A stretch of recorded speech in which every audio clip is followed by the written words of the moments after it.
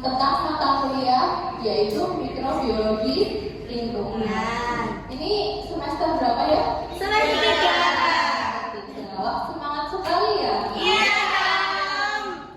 Ya, walaupun jam sudah menunjukkan pukul berapa ini ya?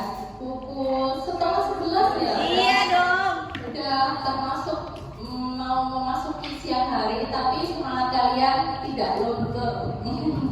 Ya, kali ini saya akan pertama-tama oh iya, mau perkenalan diri dulu ya, karena tak kenal maka tak sayang, katanya seperti itu, ya kan?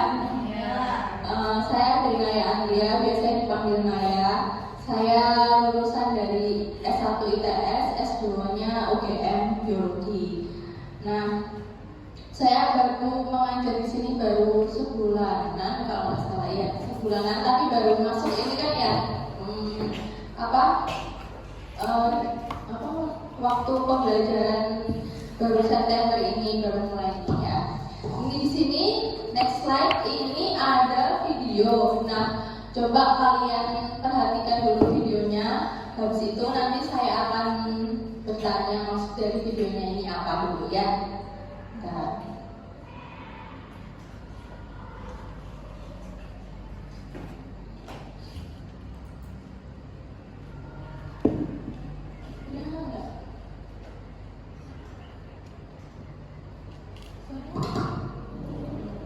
There has long been a delicate balance in nature. Without knowing it, we have lived in harmony with bacteria. Most of them are harmless, and even beneficial to us, and play a crucial role in our world. These beneficial bacteria form an essential bond with us, helping us to digest our food, as well as to maintain our health by fighting off harmful bacteria such as pathogens. Yet we tend to associate all bacteria with disease and filth. The rapid increase in the world's population has been accompanied by a dramatic growth in consumption, leading to more food sources for bacteria. This means that bacteria are more likely to grow. When this happens with harmful bacteria, it results in excesses related to health, agricultural diseases, and overall hygiene. We have tried to solve these problems by killing the harmful bacteria using antibiotics, pesticides, and chemicals.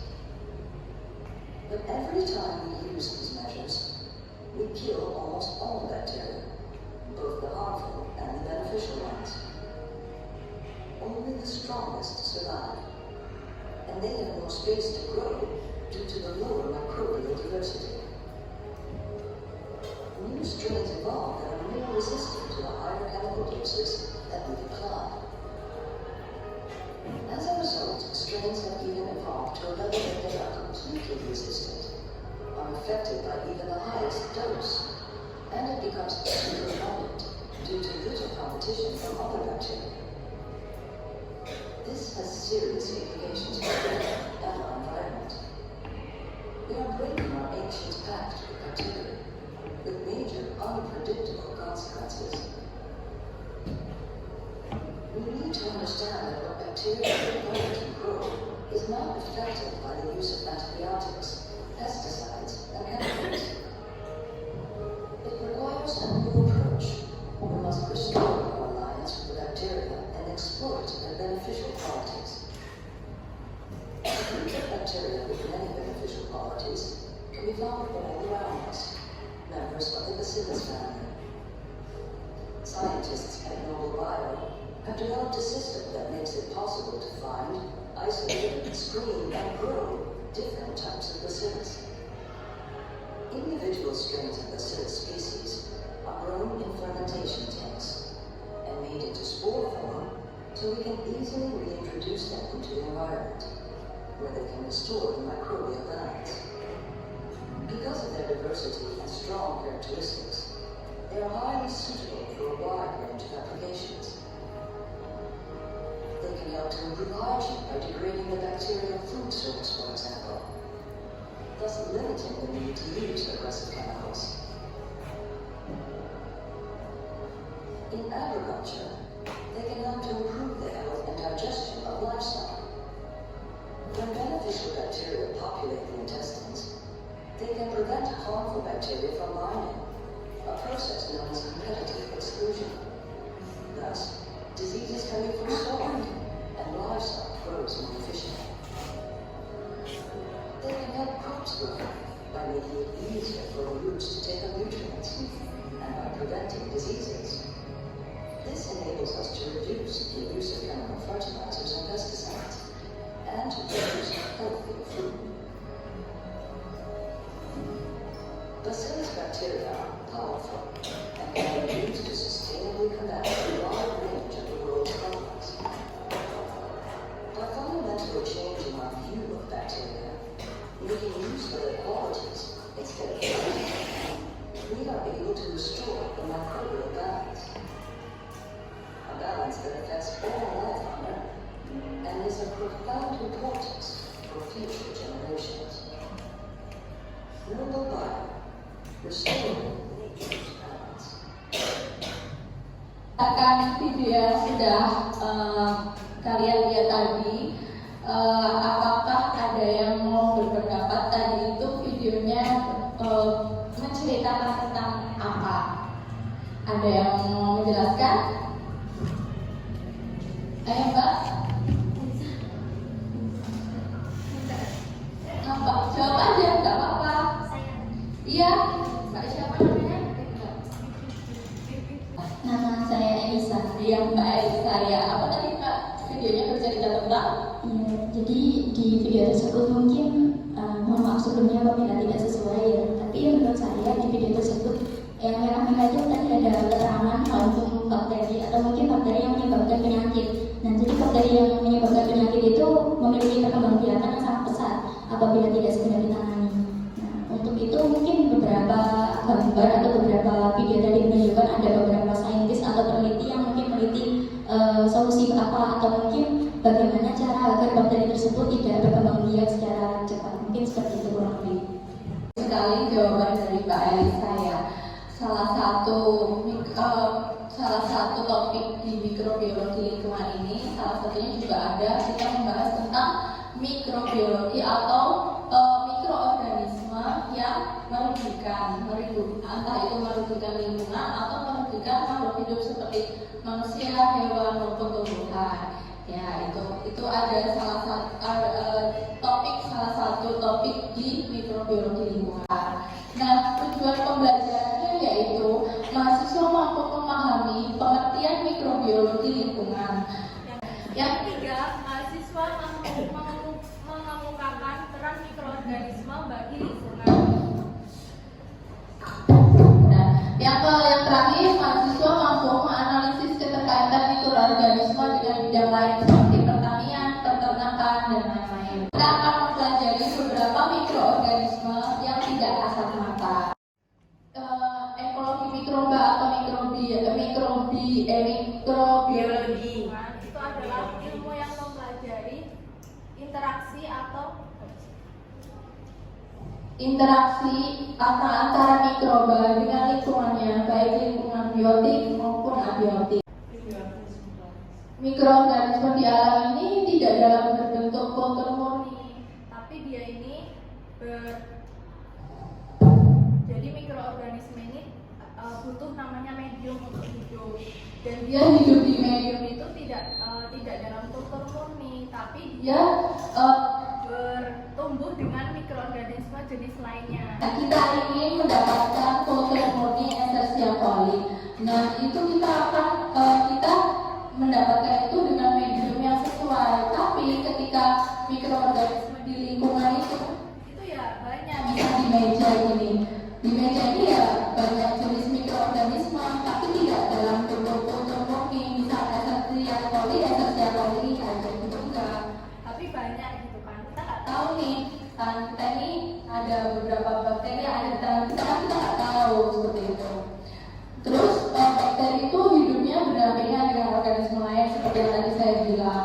Dan dia ini simbiosis mutualisme juga bisa, simbiosis komensalisme juga bisa, dan parasitisme juga bisa. Ada yang di sini Tentang apa simbiosis? Kamu Ada yang tahu? arti simbiosis mutualisme? Saling menguntungkan, Bu. Iya, benar sekali. Saling menguntungkan. Kalau komensalisme salah satu ya. Terus yang parasitisme merugikan. Ada yang bisa menjelaskan tentang dari makanan ini? Masih ingat kan pelajaran SMA ya? Ada yang bisa mau jawab? Ya, Mbak Elisa. Untuk jaring-jaring makanan mungkin kayak materi SMA dulu, kalau ada yang namanya konsumen tingkat 1, 2, 3 dan demoposer. Untuk konsumen tingkat 1-nya itu bisa dilihat dari biasanya itu konsumen tingkat 1 yakni Oh iya, benar. Kemudian untuk konsumen tingkat 2 itu yang biasanya makan langsung dari konsumen tingkat 1 atau langsung makan dari hewan itu, misalnya kelinci itu konsumen tingkat 1. Kemudian berlanjut lagi ke konsumen tingkat 2 yang memakan konsumen tingkat 1 tadi atau tingkat 2 tadi, berlanjut juga ke dekomposer itu yang mengurai konsumen tingkat tinggi. Jadi dekomposer itu kayak mengurai misalnya konsumen yang paling tinggi itu diurai oleh dekomposer, ya ini berasal dari bakteri dan juga virus. Iya, benar sekali ya jawabannya dari Mbak Elisa. Ya tadi Disebutkan bahwa konsumen 1 ya Mbak, tumbuhan itu produsen bukan konsumen. Produsen itu yang istilahnya memproduksi. produksi ya. Ya Tanaman itu biasanya bersifat autotrof, yaitu memperoleh energi dari matahari atau sumber kimia, misal pupuk seperti itu. Jadi dia produsen ini yang menghasilkan energi atau menghasilkan sumber makanan bagi konsumen yang pertama. Jadi produsen ini menggunakan energi untuk mensintesis bahan organik dari karbon dioksida dan air. Dia kan biasanya tanaman kan melakukan fotosintesis untuk menghasilkan oksigen kan. Nah, oksigen itu berguna bagi hewan. dan manusia. Yang kedua yaitu tadi ada konsumen, ada kelinci, ada banyak sih ya konsumen, nggak hanya kelinci ya. Pokoknya dia ini yang memakan Produsen konsumen konsumen tingkat tingkat 1 tuh biasanya dia bersifat heterotrof, yaitu memperoleh energi melalui konsumsi organisme lain. Organisme lainnya itu yaitu produsen atau konsumen lain seperti itu. Sebagai penghubung antara produsen utama dan pengurai. Dan yang terakhir itu yaitu dekomposer atau pengurai. ini biasanya organismenya ini Yaitu mikroorganisme yang ada di dalam tanah. ya. Jadi dia bersifat mengurai sisa-sisa organik seperti itu. Di honey Bird. lah, Untuk pemakan sarang sarang lebah ini dalam pencernaannya terdapat bakteri Micrococcus cerolithicus dan yeast. Nah, mikroorganisme ini mengubah apa namanya sisa-sisa pencernaannya itu ke dalam bentuk yang dapat dicerna lagi seperti itu. Jadi mempermudah burung pemakan sarang lebah itu dalam mengurai makanan di dalam perutnya. Yang kedua, simbiosis mikroorganisme dengan tanaman, dengan akar tanaman, yaitu jamur mikorizai kan termasuk mikroorganisme ya. Jadi dia ini dapat meningkatkan penyerapan air dan nutrisi mineral terutama fosfat ke dalam tanaman. Seperti itu. Nah, sebelum ke slide selanjutnya nih, saya ingin membagi ke dalam beberapa kelompok untuk diskusi, sharing tentang tunjukkan ke saya contoh selain yang tadi sudah saya sebutkan, beberapa contoh lagi tentang simbiosis bakteri terhadap organisme lain. Contohnya apa? Yuk dibagi menjadi 3 kelompok ya. Seperti itu.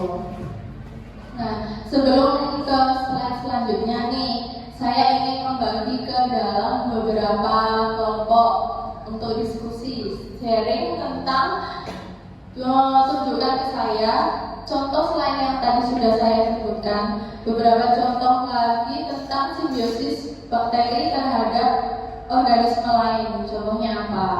Yuk dibagi menjadi 3 kelompok ya. Stop mas. Udah tadi selesai waktu untuk berdiskusi. Ada yang mau menjelaskan contoh lagi simbiosis antara mikroorganisme dengan organisme lain? Contohnya itu di hewan sapi. Iya. Sapi itu makan rumput. Iya. Kemudian dimakan dan di dalam tubuhnya itu ada mikroorganisme yang mengandung suatu enzim yang bisa memecah rumput menjadi tekstur yang diinginkan. Makanya sapi disebut dengan pemilihan siar. Ya, bagus sekali jawaban dari Fitni. Mbak Fitni ya. Terima kasih jawabannya. Nah, selain itu juga ini ada simbiosis mikroorganisme dengan tanaman, yaitu dengan cara menfiksasi nitrogen, sehingga ada namanya siklus karbon di lingkungan kita ini. Siklus nitrogen ini terjadi ketika nitrogen di udara ini, nitrogen bebas di udara ini akan difiksasi oleh bakteri fiksasi nitrogen yang akan memfiksasi nitrogen menjadi amonium. Nah, amonium ini suatu zat atau suatu senyawa organik yang dibutuhkan oleh tumbuhan. Kenapa membutuhkan membutuhkan bantuan dari organisme? Karena tumbuhan ini tidak dapat menyerap amonium dalam bentuk senyawa anorganik, sehingga perlu adanya bantuan dari bakteri untuk mengurai nitrogen bebas tersebut menjadi amonium seperti gambar slide ini. Amonium juga bisa dilakukan oleh bakteri dekomposer seperti fungi, bakteri anaerob dan anaerob. Lalu amonium ini juga bisa lagi difiksasi dinitrifikasi oleh bakteri nitrifikasi menjadi senyawa nitrat. Nah, senyawa nitrat ini dibutuhkan oleh bakteri denitrifikasi, sehingga bakteri denitrifikasi itu menghasilkan nitrogen bebas lagi, sehingga di lingkungan ini tidak akan kekurangan nitrogen. Seperti itu, jadi adanya siklus nitrogen di lingkungan. Ini ada video tentang fiksasi nitrogen.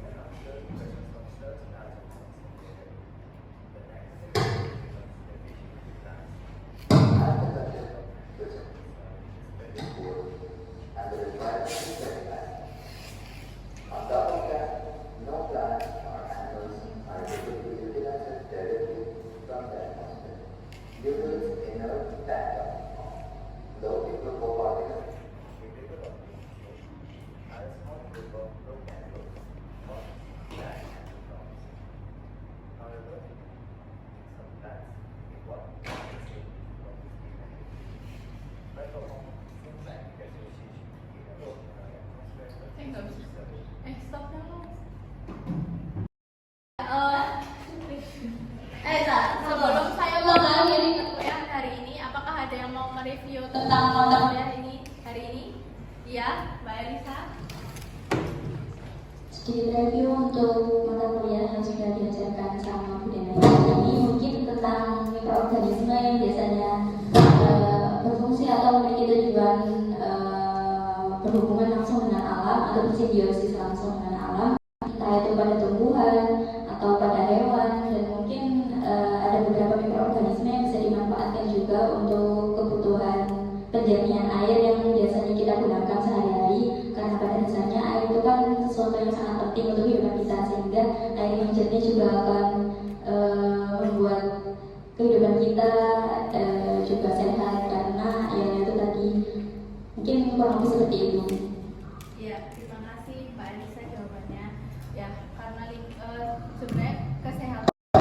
sapi seperti itu agar sapinya bisa diternak secara sehat.